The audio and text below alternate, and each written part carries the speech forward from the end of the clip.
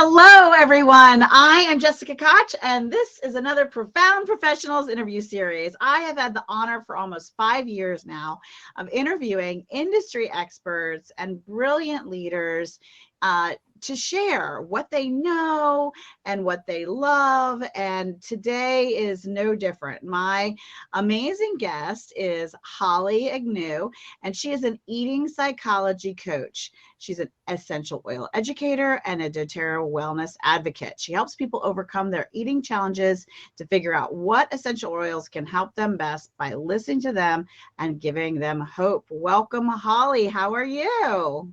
I'm great. How are you doing tonight? I am so happy. Life is so good. Spring is in the air and everything is popping. And, I just am really enjoying life. I'm about to do a lot more kayaking again, finally. And you can't really complain. It was a mild winter, but super, super good. So tell us, eating psychology coach. I don't think I ever heard that until I met you. I mean, I hear a lot about different wellness programs and wellness mentors and supporters and coaches, but talk to us about kind of how you ended up in this journey connected with the psychology of eating as well as essential oils and how those fit together. So to set the stage, I am from the medical establishment. So I worked in a cath lab, a heart catheterization lab for years.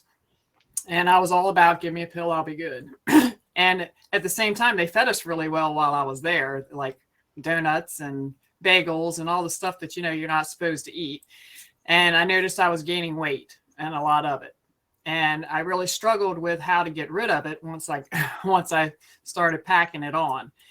And then I also was teaching health, and I started doing all this research about what's in our food and what kind of ingredients are in it and that kind of thing.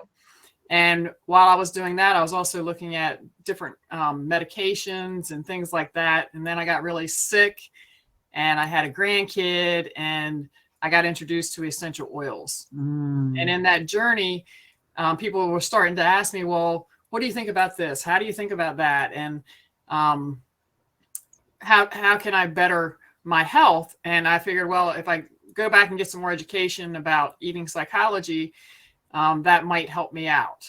Because a lot of people think that, well, it's just about what you put in your mouth, and it's not. It's a lot up here, and you'd be surprised how much your thoughts and like eating speed and how you think about yourself influences what you eat and how you eat. And that's a huge connection that people don't make a lot of times. So what's it like if a person's going to work with you? So are you doing one-on-one coaching? Is there a group program? Is it virtual? Is it in person? Is it a combination of both? Lots of options. If I were to come and work with you, how would that look like? What could that look like? Well, if they live near me, they could meet me in person. Most of my time is spent online on Zoom calls or over the phone, just because of location. But I enjoy working with a number of people. It just depends on what your situation is, what works best for you. All right. I forgot to answer your question.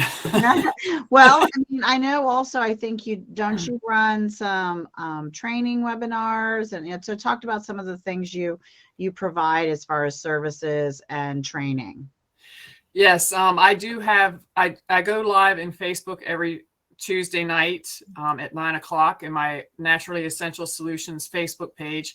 But I also do classes every Tuesday night, and every night of the week, except the fourth Tuesday, they're all online. So they're all Zoom classes, and they are recorded. So if somebody signs up and they can't be there, I can send it to them, but they do have to pre-register so that they can get the link. And those are posted also in my Facebook group. And I do Facebook not ads, but what are they called? the Facebook events. That's what they're called. Yeah. Yeah. Wonderful. So we'll make sure in the article that goes with this interview that we also have links and access to that so your viewers can watch that. Okay. So if you wanted to share with us something that someone could do today that would really improve their life, something they could take action on right now, what's one thing that you would suggest?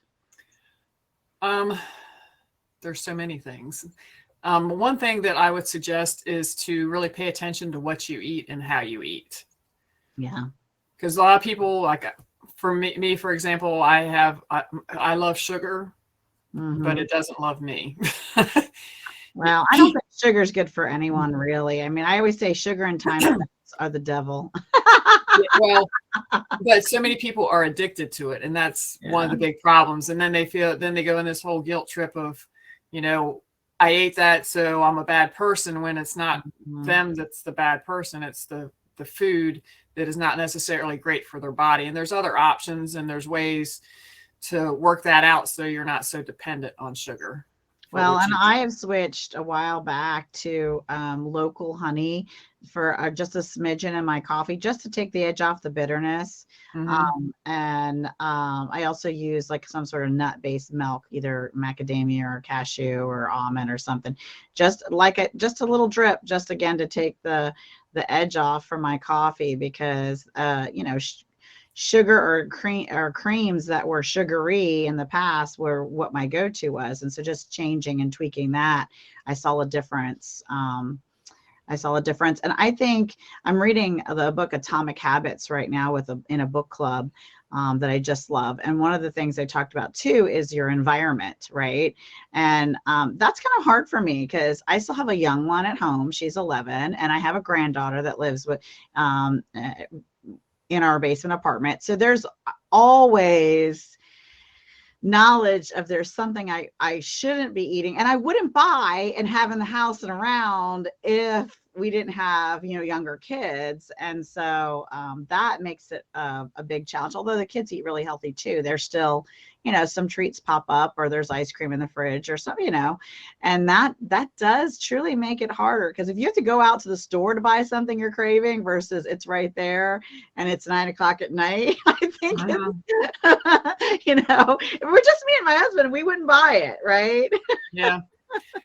Yeah, eating healthy can be a challenge. It's a mindset somewhat, and just having the foods around that are healthier for you is a great thing to do. It's hard at times, because I know with my work schedule at times it's very difficult to make fresh food all the time. So I tend to do batch cooking. I make a whole big batch, and then I eat, maybe dinner for dinner one night and for lunch another day, and kind of mix it up, do two big batches, like Sunday and Monday, or Saturday and Sunday. And that way it takes me through the week.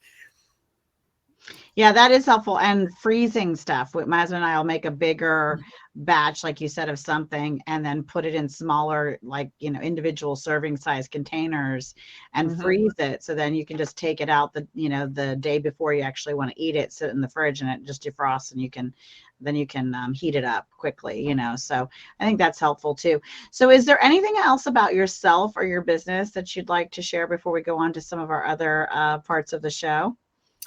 Well, I just want to let everybody know that I really love working with people. I love helping people get healthy and figuring out what works for them. Essential oils are a great avenue to do that. There's so many medicinal benefits with essential oils that most people don't know about. They look at the pharmaceutical industry, and they see all the drugs advertised and stuff on TV, and they're like, well, that's the way to go. And that may be for them, but there are more natural ways to take care of your health, rather than having a prescription all the time. Yeah, I love that. I love that. So one of the favorite parts of this show, and one of the reasons we started it 5 years ago, was to help people in their lives by featuring the knowledge of industry experts like yourself, but also to take a moment of pause and step outside of what's bigger than you and I, Holly, and share our guests if they have a cause that's near and dear to their heart. And you do have one that you participate in or support in some way. You want to talk about that for a few minutes? Sure. One of my favorite organizations that I work with is called Compassion International, and that helps kids who are impoverished get the help that they need, whether that be food or medical or whatever. You do a monthly donation, and the kids are at a center in whatever country they're in, and they have kids all around the world, which is really cool. And you get to pick the kid that you want if you want to pick the kid, or they can give you one.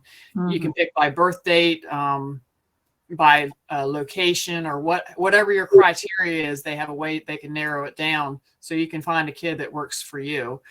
Or you can just pick one who's been in there the longest. Like I sponsor 4 kids right now, and my goal is to sponsor at least one more this year, maybe 2. That's awesome. Because we think that we're poor, but what I make in a day is what they live on in like 2 months. Yeah. In a lot of the countries. So, and I have kids all my kids are in different countries. And it's neat because you get to learn about them, you get to learn about their culture, and how they live. And when you see that, it's very eye-opening. Yeah. To see how lucky we really are. We really, really are. And I think that's so beautiful. And hopefully when you get a chance, you'll share that link with us too, and we'll include that in the article as well. So that's a great one. I love that you chose to share that. So thank you for that. I am also a big bookworm. Like I told you earlier, I'm in a book club. I'm always asking my guests, we're trying to create the ultimate book list. So talk to me. We ask our guests to share a book that inspired them and helped them in their personal growth, their life, or help them grow their business, which I get excited about too. So share with us a book that has had an impact on you. So it is called Customer First, and it is by Tasha Smith. She is one of my mentors that I've been working with for a few years. She has emerged sales training. She was a Cutco sales rep back in the day, and she got into helping entrepreneurs build their businesses and giving them the words, because a lot of people stumble over the words on how to talk to people and not be real salesy, because the used car salesman, nobody wants to talk to them because they kind of drive you crazy. Well, I don't want to be that person as a salesperson. So she has helped to give me the words that I need. And like her book says, she puts the customer first. Your ego is way down on the list, like at the bottom. Your customer comes first. You have to take care of them, or you don't have a business. Absolutely true. I love that. That's so beautiful. Great book suggestion. I don't think anyone else has made that one. So that's going to be good to add to the list. Now, if you are watching and you're an industry expert and you feel like, I totally want to be on that show and be featured by Jessica on her podcast, then you should reach out to us. We'd love to have you. And better yet, you could be someone else's hero and ours, and you can introduce us to a profound professional, an industry expert that helps people improve their personal lives or help someone grow their business. Send those people our way, and we will feature them and the causes that are near and dear to their heart. Before we say goodbye, I always ask our guests to share one final thought or a piece of information or inspiration. What do you have, and what should we leave everyone with today, Holly? You're special, you're beautiful, and you're worth fighting for. I love that. And it goes with my standard close of the show, which is be kind to yourself and be kind to each other. Bye, everybody. Thanks, Holly. Bye. Thanks.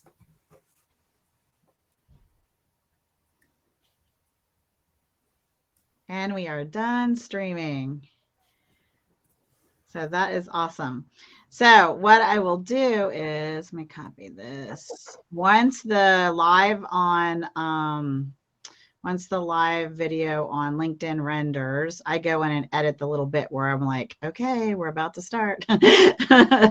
And I take that out, and then I add your intro sentence, And then what will happen next is within a week or so, our team will email you. They're going to add an intro and an outro to the video itself and send you the MP4 video. So you could put it on your website, or you could put it up on YouTube, or wherever you want to put it for yourself. We're going to put it on YouTube and on our website. And we actually have a marketing plan throughout the course of the year where it goes to lots of different places. But right away it live streams on LinkedIn, and pretty much right away it goes on YouTube and my website. And then we also make an article about you featuring just you. Even if you had been on the panel, each guest gets an individual article, and those are all on LinkedIn, but we give you a copy of that as well and the link to that. So again, you can use it wherever you'd like. And I think that's all the details. Do you have any questions for me? No, I don't think so. Did you enjoy the experience? Yeah, I did. I was nervous as all get out, but yeah. Were you really? You didn't seem nervous. Did I make you feel comfortable?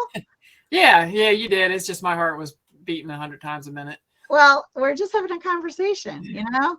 I tried to make sure you got out everything you wanted to talk about. You didn't miss anything, but anything you think of, just when you email us that there's a link I sent you that has info we need for the article. And when you send us the legal release, you have to print it, sign it, scan it, and email it back as a PDF. And when you email us that back, if there's anything else you wanted to mention or add to the article or anything like that, just drop it in that email.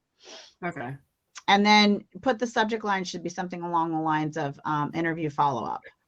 That way my team will know exactly what to do with it, because they check my email. Will you guys review what I write and then let me know if I should tweak anything? There's not a lot you'll have to write other than we need a bio from you. Yeah. But yeah, I mean, they'll check it for spelling and stuff like that, but they pretty much just run with it. Okay. And if we see something later, if you read the article on LinkedIn later and you're like, oh no, they misspelled this or something's wrong, just message us and we go in and edit and fix it. It's it's a living document. It's not the end of the world. No one's died yet. We haven't lost any patients. A misspelling does not change the world. We have all recovered from it, so it's not a big deal. We're kind of an easygoing. We work hard to make things as perfect as possible, but we're dealing with technology and humans, so artificial intelligence and the technology is supposed to be all perfect. It's so not, and and the human being still after all this time still not perfect. So I don't know what to tell you. We shoot for it. So, do we have another meeting scheduled to do the No, not yet. Your team was supposed to email me some dates or something, but they never did. Let me make sure that gets done.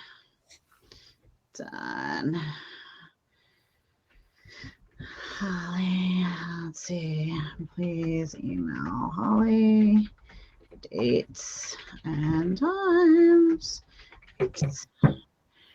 Okay, so I sent that to her, and I may even just send you my calendar link if I get a chance, because I've got another training I've got to do after this, and then I want to spend a little time with my fam. Yeah, that would be a good thing. That would be a good thing. So, okay, well, this was fun. I hope you liked it. Tell your friends. Any of the business people in business, if you think they'd be good fit for the show, you can introduce us to them. All the details are in the email we sent you. I just messed up and put the doctor so-and-so's name. If you forward it to someone or introduce us to someone, please take that out, because that was me making the human error. Because my team is sleeping right now, so they're just starting to wake up. So I'll meet with some of them tonight. I meet with some of them in the first half of the day and then in the second half of the day, but nothing kind of in the middle very often. So it's just, it's one of those things. Because, third world countries, time zones and sugar, they're the devil. So where are your team? Where's your team mostly? I hate to say mostly, because we probably have the most team members from the Philippines, but we do have India, Nigeria, Pakistan, Bangladesh, Dubai, Jamaica, South Africa, I know I'm Wow. forgetting some. I know I'm forgetting a couple. Where else? Anyway, yeah, lots of places. Yeah, And we're growing. By the end of this year, we'll be at 100 team members. that's And exciting. that are directly on my team and get paid hourly. And then we're doing this push for to provide work and training for people in third world countries, and it's totally free for them, but gives them residual revenue. And we help them do the process. We meet with them weekly. We give them coaching and support, all for free. And we're launching that program, and we hope by the end of 3 months to have 1,000 people enrolled in that program. Wow. And again, it's just, it's kind of my give back gift to these families, and to it's kind of like, I feel like where I shine and what I'm called to do. So I hired 2 managers to lead that project now. And I got a company to offer these people commission at no charge to them. Like, they can be involved in the program, get access to the software, get commission, and we're going to teach them how to do the sales and provide all the swipe copy. And we're just going to take them through everything they need to do so that they can be successful.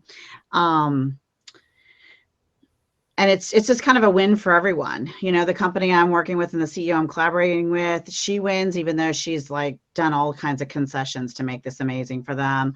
And then, of course, the team member wins. And then there's a little love in it for me too. So, it's not like 100%, free, but I'm actually paying and investing way more in my paying my team and all the training and all the support we're giving them and everything we're doing, then I'll be making for quite a while. So, but it doesn't matter. It kind of is a balancing act of, my business is making enough money. So then this gives me this opportunity to do this other thing, right? So we're not a nonprofit. We do things for profit, but we do some things that don't right away generate a profit because they're for good, if that makes sense. I don't know. Yeah. See, that's what once I start making more money, that's what I want to do with some of my business income. Yeah. Yeah. So we're doing it now. I'm excited. So I'm actually meeting with those 2 leaders right after this, and we're building out the whole process and plan and steps and who's going to do what and how the whole project management of the project is going to be laid out, and how I have 2 team leaders and how they'll divide up the responsibilities, and what our goals are and all that jazz. That's cool. Yeah, I'm excited. I've been trying to get this going since sometime last year, and finally things are positioned where we're ready. And then I got another company to collaborate too. And then I've got one more that I might be able to get involved so that we can expand it. So, because the more sponsors and support we can get, the bigger we can make it. So. Yeah. So do you get to go to visit these places that you're helping these people? I haven't yet, although I would like to someday. Although I also wanted to go to Russia, and now there's a journalist in prison in Russia. So I don't know. I don't know if Russia's on the list for a while. But yeah, I don't know. I like to travel, but I don't know where we're going right now. So we'll see. I do. If you need somebody to hold your bags or anything, I'll be happy to help you out there. I got a long list of offers like that. Yeah, I love to travel. I do really want to go to the Philippines to see. I have one team member who's been with me almost as long as my company's been in place, and her family's in the Philippines, and I would love to go see them. And one of my goals actually is, so I know that there's at least 3 of my team members that, because they're working with us and they've been with us so long, they've been able to save away to begin to build a house of their own, right? Which is kind of crazy for you know, they have family land, but they had no money for a house. And so we've been working together. So one of my goals is to make,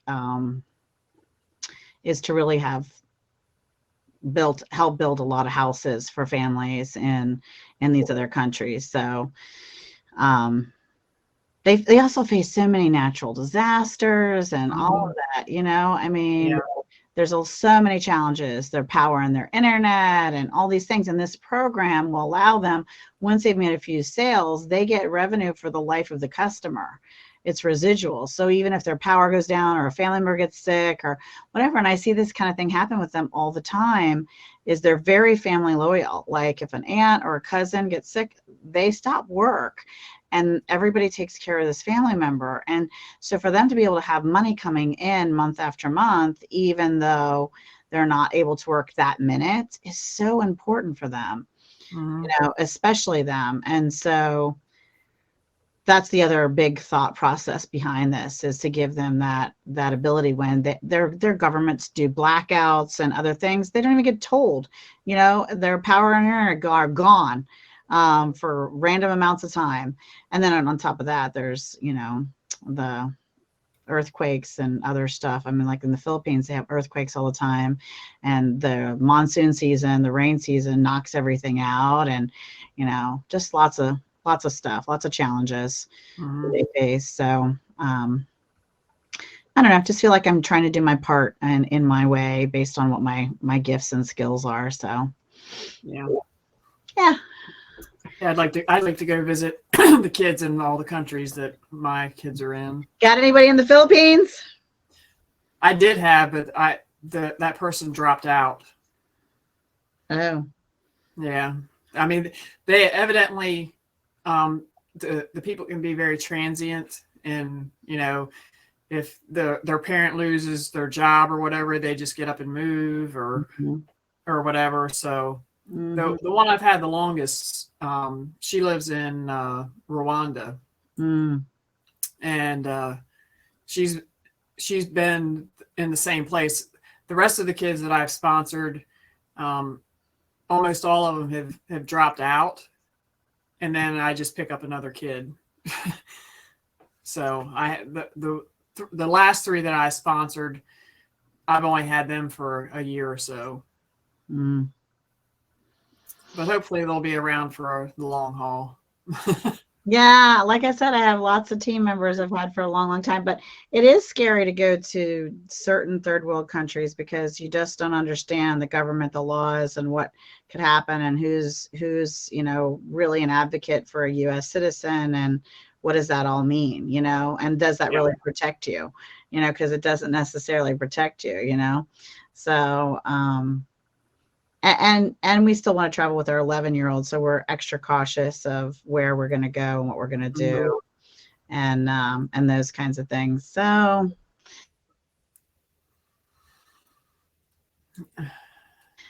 we're still also really happy with, you know, doing some national parks and traveling within the country as well. So I really do want to go to Canada, and I have a lot of contacts in Jamaica and friends there, and people who work for me there, and then and Australia and the UK also, and a ton in Scotland. So there are some places like that I feel a little more comfortable traveling. I lived in Germany for 3 years, so I got to go to quite a few places in Europe, and that didn't feel as unsafe, you know. I mean, I don't know what the climate is now, and of course we'll do our research before we go anywhere, but I have some experience doing that. And so I think that's the other thing too. It's going to some of these countries, like to go to Bangladesh or Nigeria or India. I have a lot of friends in India. Not even just people who've worked for me, but like people in the United States that travel back to India all the time that are really close friends of mine. And if I ever did go, I would go with them and like stay with their family and have that knowledgeable person of their culture and their government and how to navigate things before I would go to even India on my own. I don't think I would do that. So I would definitely do it with one of my friends who travels there, you know, annually and has their whole big family there. And they would take me in a heartbeat, and their hospitality is unbelievable. So, oh yeah, well, come stay with us. We'll feed you. Like, really, you got to pay for the airline ticket. That's what you got to pay for. If you have friends that are in India, they will take care of you. So, yeah. So I better run because I've got this other training coming up. But I always love taking care of you, and I apologize we didn't get those times to you yet, but we will. And just, you know, you have my cell phone number, so ping me and text me and say, hey, I need our next meeting. And I'm happy to do that. I need to make sure that we have our website guy there. So I should be talking to that team member later tonight, if not early tomorrow morning. So okay. I will make sure I make a note, Holly, that you move to the top of the list. Okay? Okay. Sorry about that. I'm not perfect. I do try. No worries. Girl, when I hear all the stuff that you're doing, I know you have a lot of stuff going on. So yeah, but that doesn't mean you're not important and that I don't want to be professional. So yeah, I get it though. Okay. Well, I appreciate that. That helped. I mean, that's sweet.